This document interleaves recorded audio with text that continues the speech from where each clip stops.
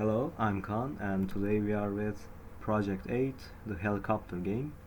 In this project we need to accomplish two things. The first one is adding gems to the game. They will have a lower rate of spawn when compared to coins, but they will give us 5 score instead of 1.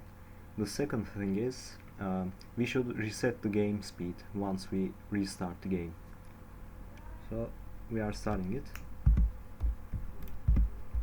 The speed starts with 10, and here is a gem. It will give me 5 coins.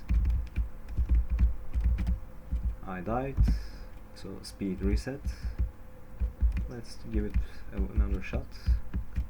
It gave me 5 score, and the coins give me 1 score, and they are abundant.